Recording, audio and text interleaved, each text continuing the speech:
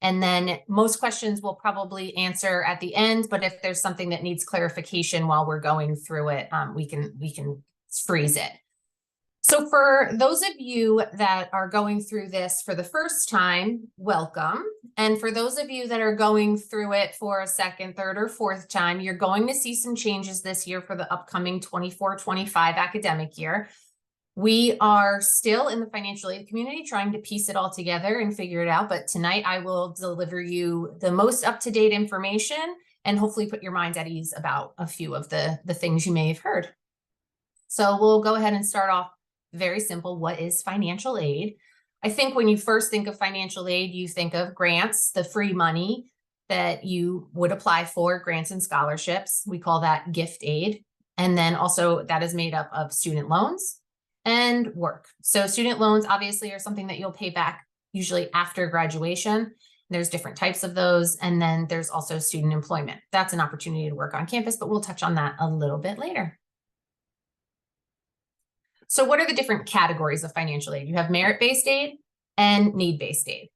Both of them have very different things. Merit-based aid, you're going to want to think of who is the student? What is the student bringing to the school with them? That's usually your scholarships where the merit comes into play. And then need-based aid would be the financial assessment of the family circumstances at the time of application.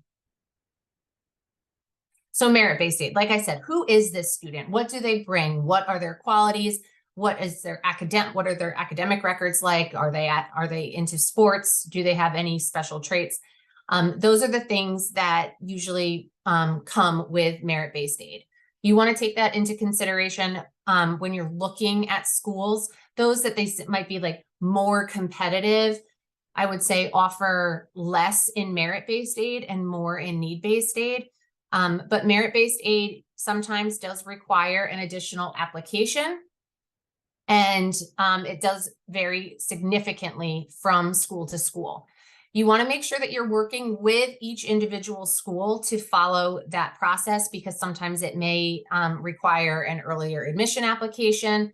And a lot of the time, the merit-based part is done outside of the financial aid office. You'll be able to find information on both the financial aid website as well as the admissions office for the schools that you are applying to, but it's very important that you just follow along. Sometimes just your admission application is all you need to be considered for the merit-based aid at a school.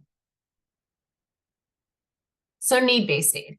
This is why you're filling out all of the applications. That's asking you what you feel like is the most invasive information and probably feels a little overwhelming while you're going through it. Once you do it, it's like ripping off a Band-Aid. You're like, okay, I can do that. It wasn't that bad. But what need-based aid is, it's based on the family's financial circumstance. So it'll look at different things for both the student and the parent, taxed and untaxed income, the assets, and the number in the family. It's reevaluated most times, definitely for federal aid, every single year. And sometimes for institutional aid, you would have to apply each year as well. So how is financial aid determined? Financial need determined? It's your cost of attendance, less your student aid index, and you get your financial need. So the student aid index is previously known as the expected family contribution. This is where you're going to have to bear with me through tonight. This is my first 24-25 financial aid night, and I, for the last 20 years, have been speaking in EFC language, expected family contribution. Learning to say SAI or student aid index is going to be a whole new world for me.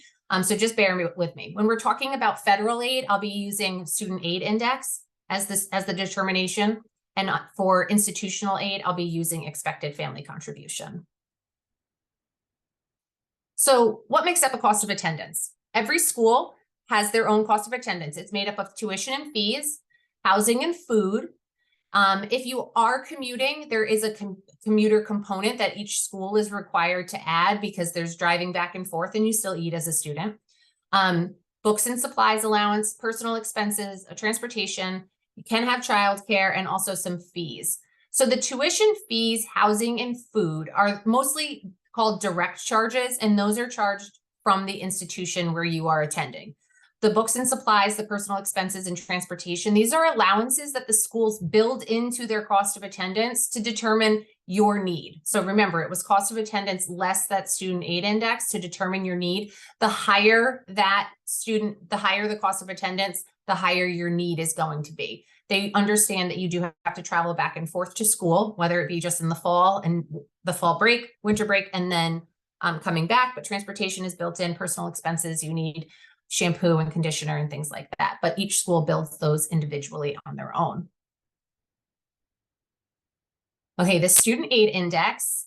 This is the new federal aid eligibility determinant.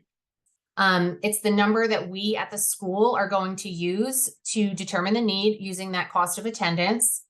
And as I said, it used to be called the EFC for those of you that may have had an older son or daughter attending school, and now it is called the SAI. So as I said, the FAFSA, the federal methodology, that will be the SAI. And for the CSS profile or the institutional methodology, that would be the EFC. So the primary factors that are considered to determine an SAI, you have your taxable income. So that's your AGI, what you've earned, your interest and dividends are built into that AGI, untaxed income and benefits, the family size and assets. The CSS profile will ask for those things as well as some additional that we will touch on. You may notice, and I'm going to actually save it for you in a little bit when we get through what the changes are specifically for 24-25.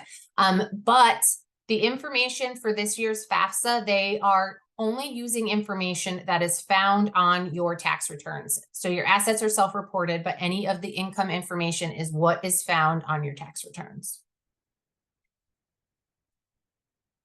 This site here, studentaid.gov/aid estimator, and bigfuture.collegeboard, that very long link. Those are different ways that you can kind of look and see what you might think the SAI and the EFC could be calculated. I would say that when we as financial aid administrators are going through your application, we are verifying that information most of the time with the tax documents that you have provided to us. And sometimes it's difficult and there are errors that are made and we do that. So these SAI and EFC calculators are just to give you an idea of what it could look like. Your institutional methodology. So schools like Villanova being one of them, give out their own institutional aid, and sometimes in an effort to make sure that those funds are making it to those that need it the most, they use an additional application that's called the CSS profile. It looks at different things and also adds different protections into the calculation for each family. So when we're determining your institutional need, we would be using the CSS profile, and many other schools are as well. So when you're going through the websites and when you're deciding where you want to apply, make sure that you are checking what the financial aid application process is for each school. Some may only require the FAFSA, and many will require the CSS profile as well.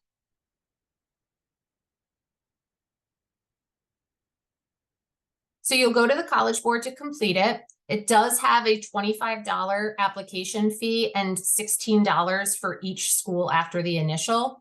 If your family adjusted income is less than $100,000, you will receive a fee waiver and will not have to pay for that.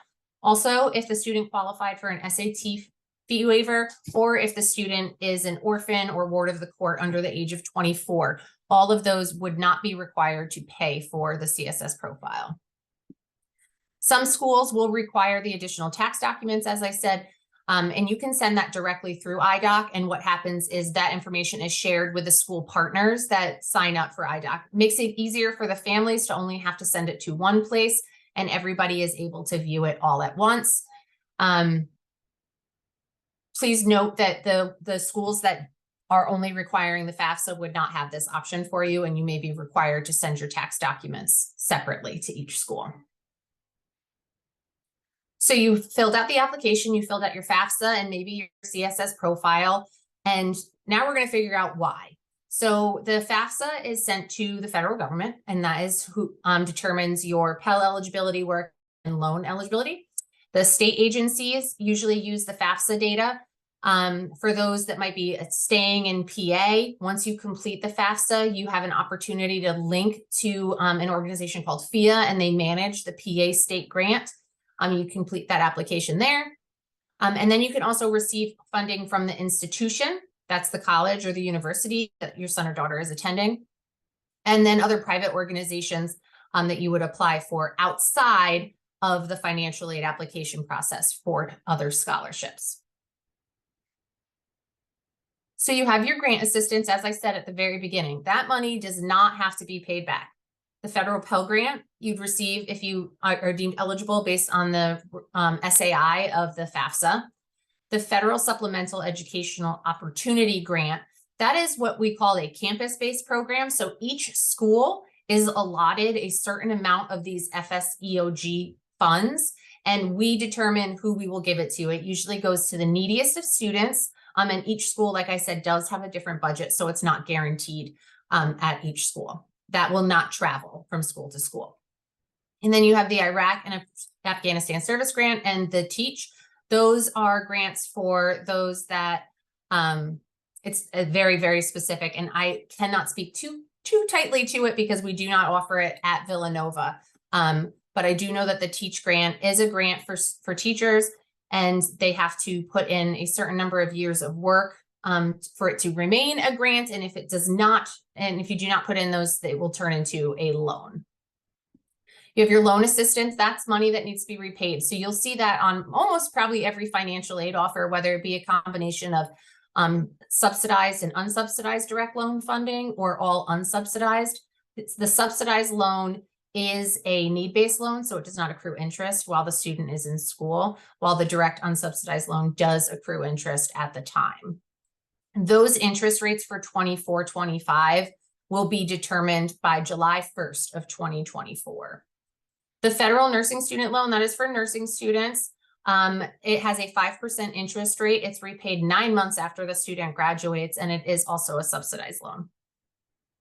The Federal Direct Plus loan, the Federal Direct Plus loan is a loan that the parents take out completely. The student is not tied to it. The only thing that ties the student to that loan is that it's based on the student attending school of matriculated at a school for at least half-time status, but the loan is only responsible up to the parents when it comes to repayment.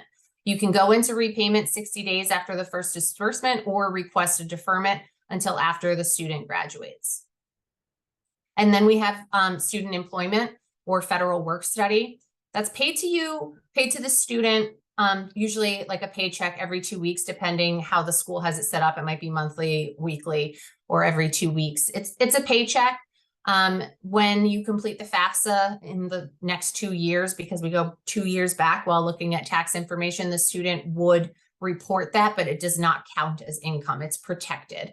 That gives you an opportunity to kind of get what we call pizza money, or helps for some of those personal expenses. It puts money in a student's pocket to maybe have different experiences on campus that aren't coming through other financial assistance. So state aid, that can go from merit or need. It's very different state to state. Usually requires a residency requirement. The PA deadline is always May 1st. So even if you have a returning student, make sure you follow that May 1st deadline.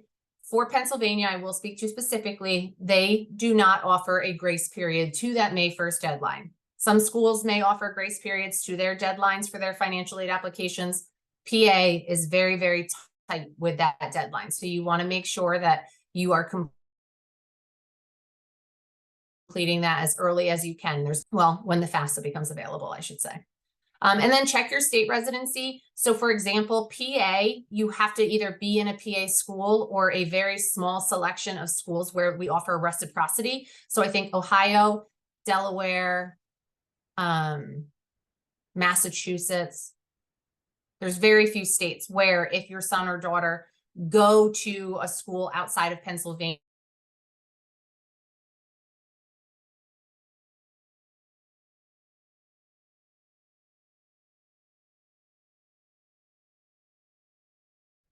When you're looking at schools that are on the higher end of cost, it normally requires that the school chips in for filling in some of that unmet need. And that can come in the form of, like I said, the need-based aid or merit-based aid, depending on the school that you're attending.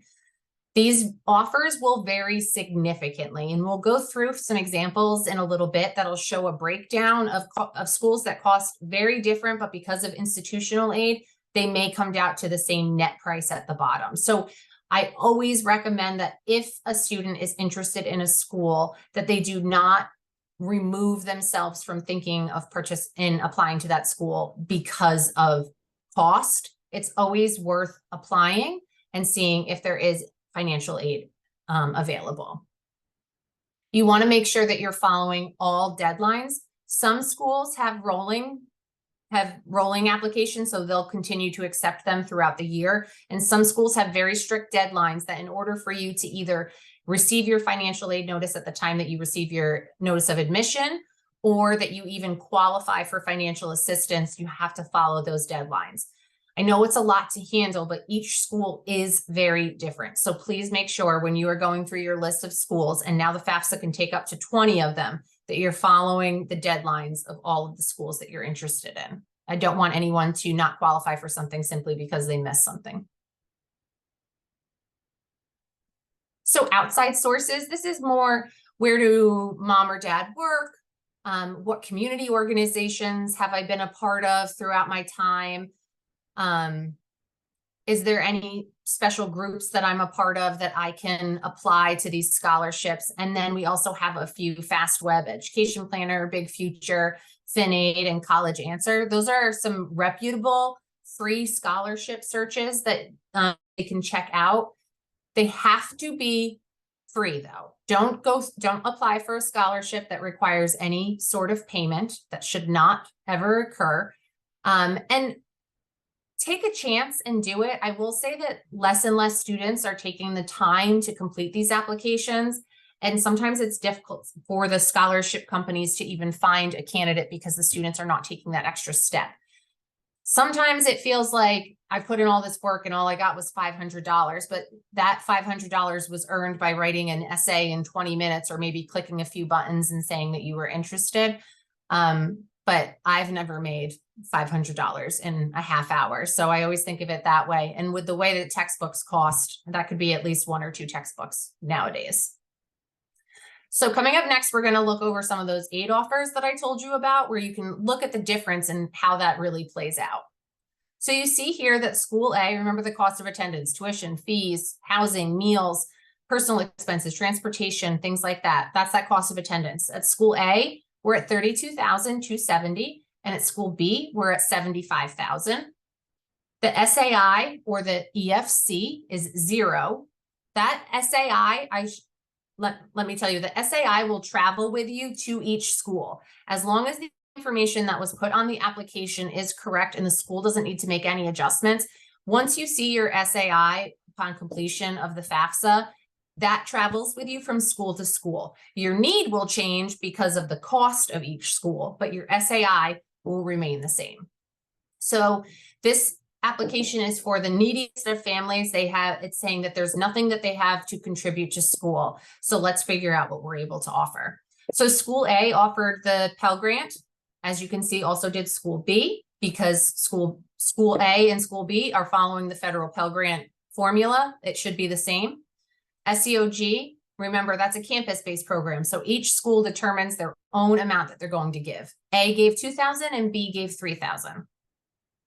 The Pennsylvania State Grant, that will be the same from school to school. I should say 32,000 is on the higher end. So for the lower cost schools, you might see a slight difference in that, but these both are falling into the same range.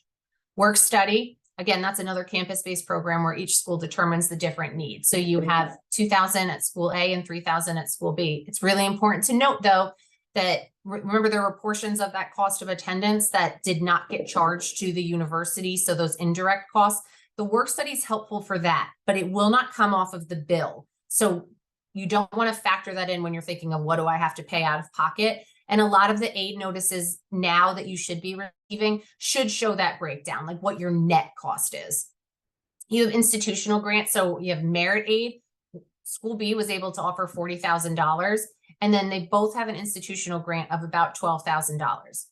That very costly school, that's more than double the price of school A, was able to offer some additional SEOG, some additional work study, and a significant amount of merit money. So when you're looking at the difference, yes, just school A, you are not paying anything out of pocket, but school B, the difference is just under $1,700 compared to the $43,000 price difference that you had at the beginning. So it's really important to take all of these things into consideration. And like I said, don't remove yourself from wanting to apply to a school simply because you're worried about cost. All right, one more. So you're looking at the cost of attendance. You have the SAI and you have the EFC. School B seems to be using probably an EFC of the college from the College Board of $35,000, and school A is using the SAI of $17,500 to determine the need. You have $14,770 of a financial need and $40,350. So school B is showing significantly more.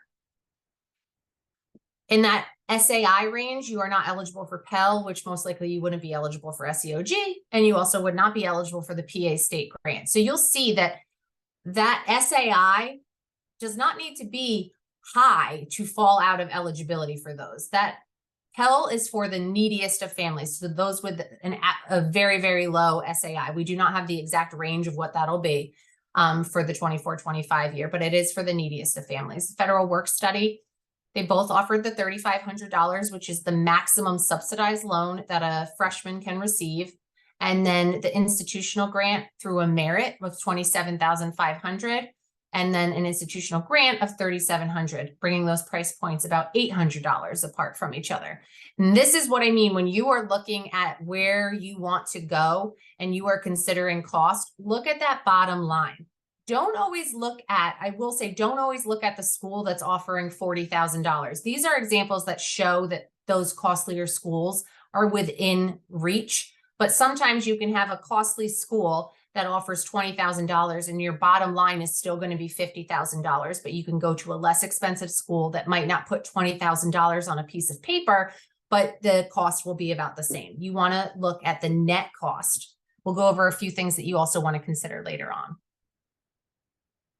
So that financial gap, like what do I do? Sometimes that SAI, that EFC is not exactly what I feel like I'm able to pay. And also many schools, many schools do not meet full need. So you have to take that into consideration. It does, the SAI may say that you have the ability to pay $27,000, but a school might not make it so that that's all you have to pay. They do not meet full need, most schools. So that's something to consider. So what are some ways to fill that in? It's the direct unsubsidized and the Federal Plus loan that we talked about before, those private scholarships. And then there's also private loans. Those are loans that you would apply for directly through your bank or credit union.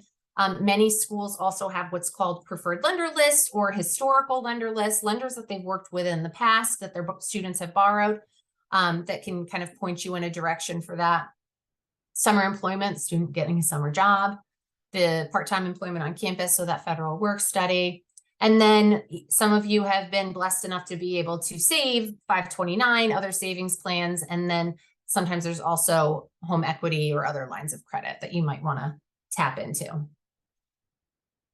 Other things, let us know if something has changed. Remember, we're going to be asking for tax information from 2 years ago. So when you're applying for the 24-25 academic year, we're going to be asking for 2022 tax information. A lot can change by then. Has someone retired? Has someone lost a job? Was there a one-time income occurrence? These are all things that you want to speak with the financial aid office. There's no note section when you're completing the FAFSA. You have to do outreach. The CSS profile, if you are attending a school, if you are applying to a school that has the CSS profile, there is a note section, and sometimes that will knock us on the head and say, hey, reach out to this family if we're seeing something. But I always recommend that you be your biggest advocate and reach out to the schools if there has been a change. You want to follow up with all of the requests. So sometimes we're going to review something and there might be additional information that's required. Make sure you're following that. There's usually a portal that the student is able to review if there's new and outstanding documents that are requested. And it's really, really, really important. And I will say this now, the schools are going to communicate with the student. The student is going to be the one that receives the emails about incomplete information. The student will be the one that receives information about deadlines and things like that. Please make sure that your student is monitoring that. I know it probably seems like a lot of white noise. And I know some people also have a separate email address that they use because they're applying so many different places. It's really important to monitor that. You're going to need to apply for need-based aid every single year. And if you do receive a merit-based award, it's really important that you ask, does that come with me every single year? And what are the requirements in order for me to keep that? And as I said, that your financial aid situation could change every single year. When you're reapplying every single year, that first year, take note of what is going to change my financial aid package later on. What could change it? Any questions, reach out to us in the financial aid office. That's what we're there for. We know that it's a very nerve-wracking time and it's a lot of information. I'm throwing a lot at you right now. So like I said, how will the aid package change? Is there room for award? Will it stay the same? Like I said earlier, look at the bottom line. And again, contact us. Talk to us. Net price calculator. You all may have completed net price calculator by now. Every school is required to have one on their website. I will say, I can't speak to the accuracy of it. There's a lot of other things that go into packaging institutional aid that might not be able to be picked up from the net price calculator, but it can give you some sort of an idea that where you might qualify if you could qualify for some grant or scholarship. Our timeline's a little weird this year. Everything used to open on October 1st. Obviously the Common App opens in August, so you probably have started your admissions applications. If you are applying to a school that requires the CSS profile, that is now open. You are able to complete that application. The FAFSA is not available until sometime in December. We do not have a date. It could be December 1st. It could be December 31st. If you are applying in any kind of early decision route where you might need to see what your financial aid is before December, check your financial aid website at the school that you're applying and find out what those steps are that you need to.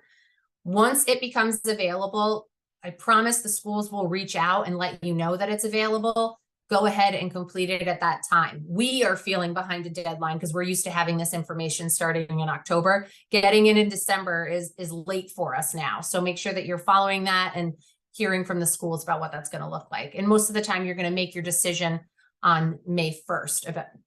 By May 1st, you can make the decision far before that if you'd like, but by May 1st is most likely the deposit deadline for many of the schools.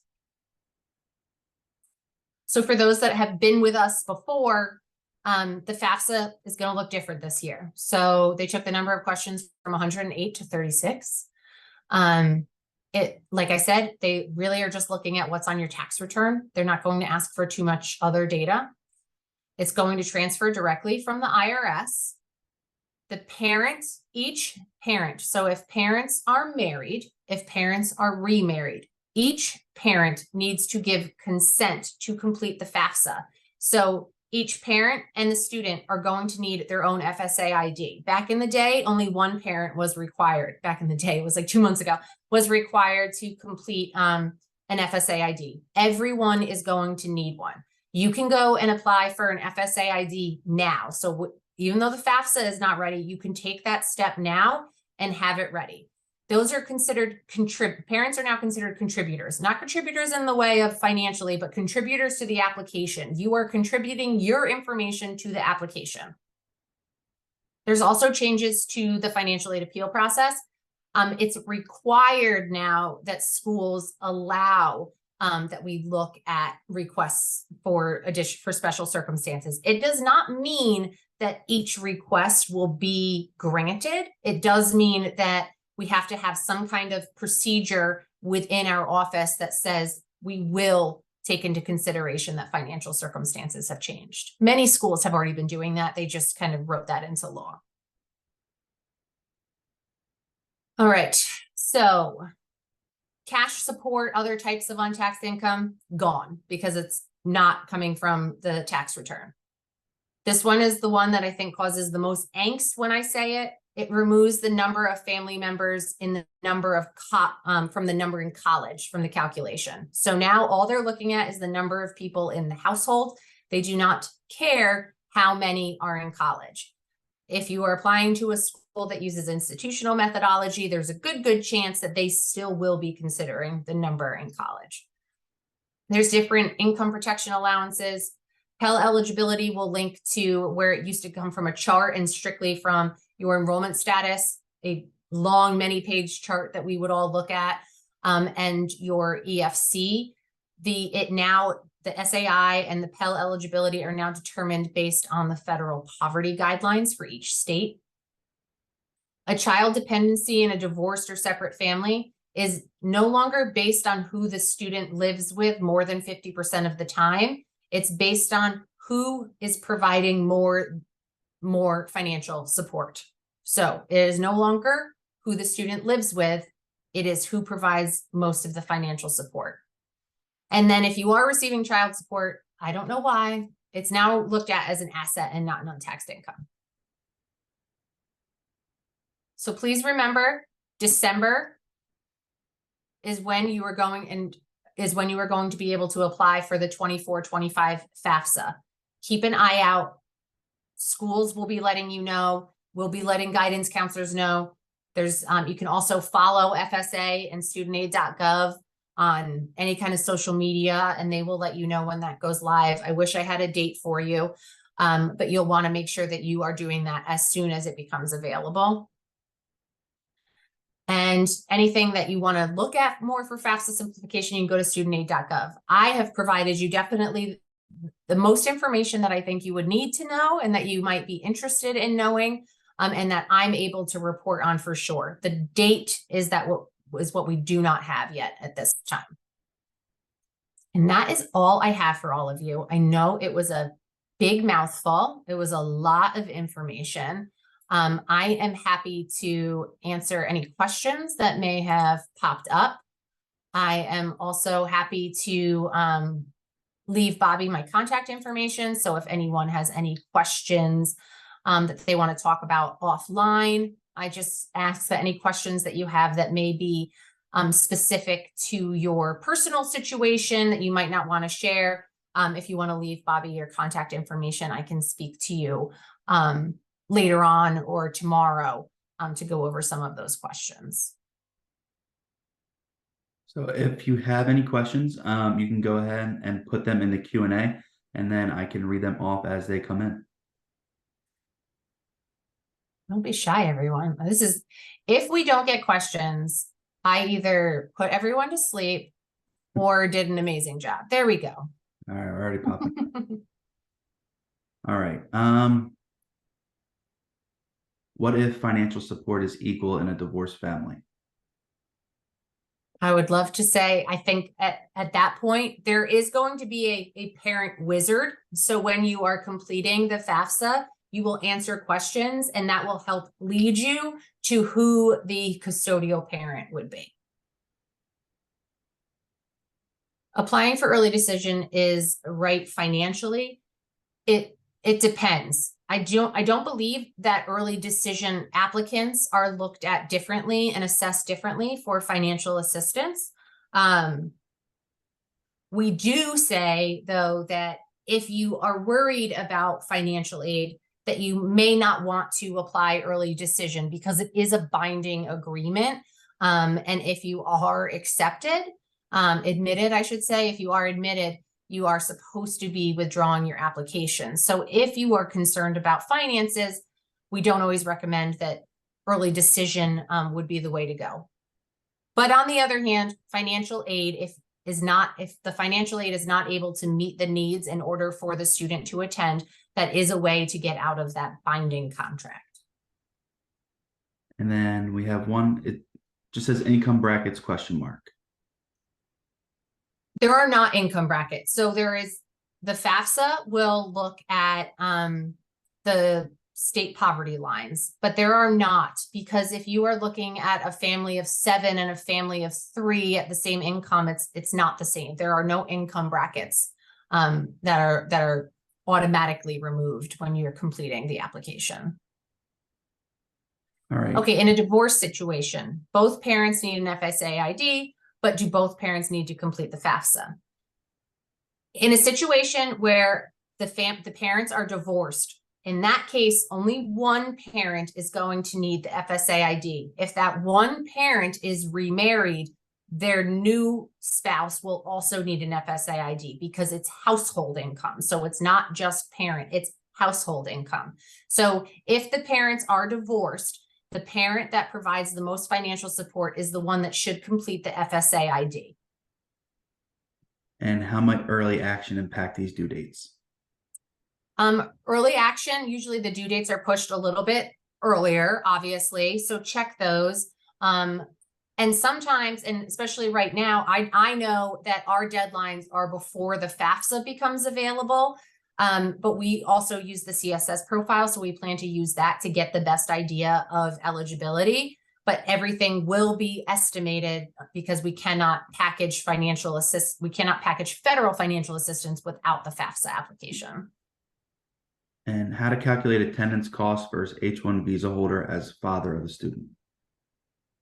So if the parent is an H-1 visa holder, to calculate attendance, cost of attendance, maybe, the student does need to be a citizen or an eligible non-citizen in order to qualify for federal aid. Institutional aid may differ from school to school.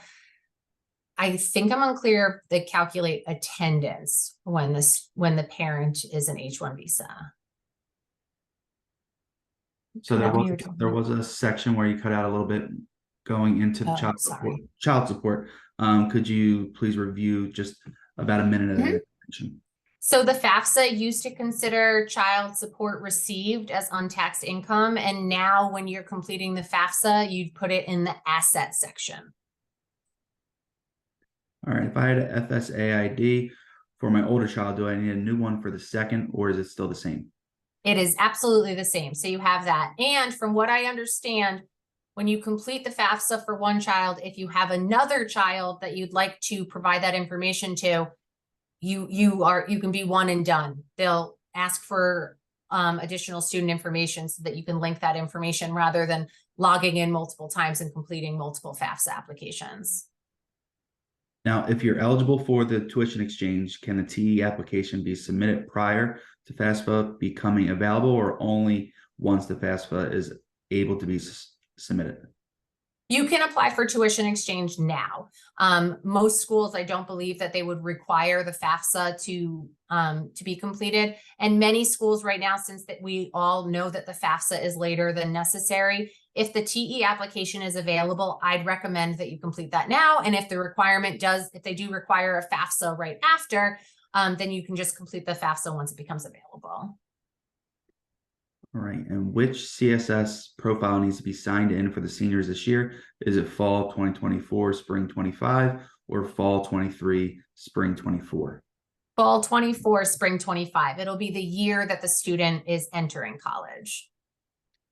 Does each parent need a FAFSA if the parents are not married? If the parents are not married but live together, they will both need to complete the FAFSA together. It does not matter if you're married, if you live together. If parents are not married, divorced, separated, and maintain separate households, then it's going to be the parent that provides the most financial support. Are both CSS and FAFSA needed? It depends on the school that you're applying. FAFSA is going to be required at every school in order to determine your federal aid eligibility. Some schools will use the FAFSA to determine institutional aid eligibility. Many other schools will ask for a CSS profile or some other type of institutional application that you would need to follow up. Like I said, check every school that you're applying, check their financial aid office for deadlines and application requirements. And what is considered for arriving a SAI or how to calculate SAI? What is considered? Your taxable income, assets, checking, savings, farm, business. And those assets being checking, savings, not retirement. If you own a second home, but not your primary home. And they're very clear when you're going through those, what you're supposed to be putting in. Now, can the parents start filing No, now? And will they be you able can, to submit it once it's open in December of 23? there is no FAFSA for 24-25 that you can start completing now. If you go to studentaid.gov to complete a FAFSA, you would be completing it for the 23-24 academic year, and that will serve you no purpose for a 24-25 situation. In a divorce situation, do both parents need to fill out the CSS profile if the school requires the CSS? It depends. Each school has their own requirements for their institutional methodology. Many do require that there is a household A and a household B. So both parents may need to be required to complete the CSS profile. You'll see that on each school's application process as well. All right, that was a nice little rapid fire. So we'll still be here for a little bit if you have some more questions. So we'll just be hanging out. Thank you.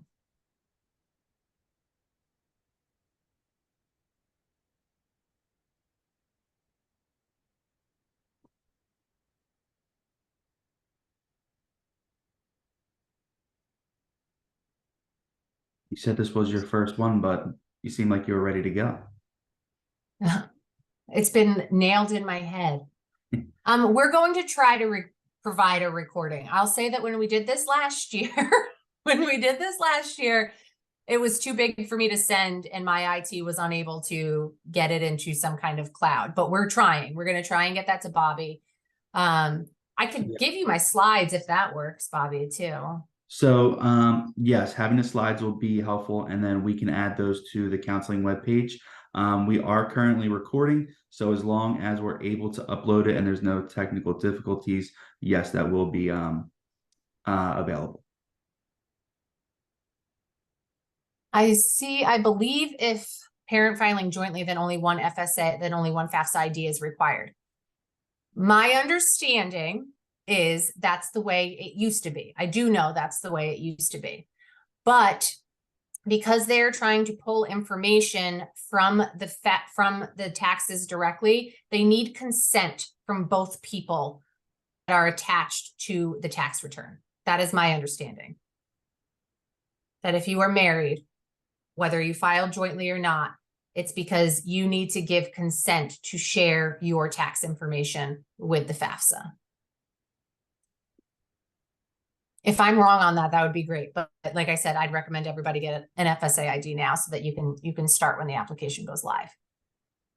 The student, I will say, invites you to go to complete the FAFSA. So it makes it easier when you already have a FAFSA ID. And the link for the counseling page is going to be posted in the chat, so you will see that shortly, but it is just directly on the GVSD website, but we're going to post that in a second.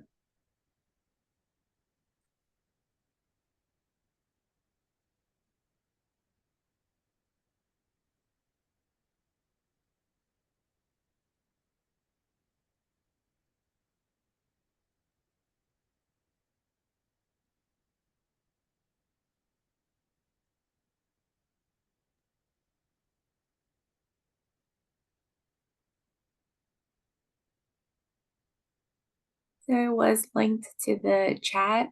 Just want to make sure that the attendance members can also see that.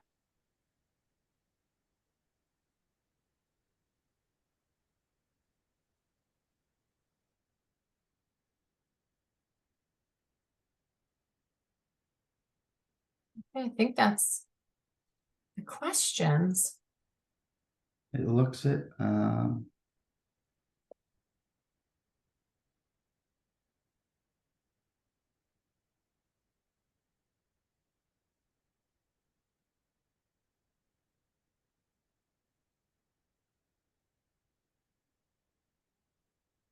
Looks like people are signing off, so I just want to properly say goodbye to those of you that are still here, and thank you so much for coming. I hope you found it helpful. All right, so we'll still be here for a minute, but I'm going to go ahead and stop the recording right now.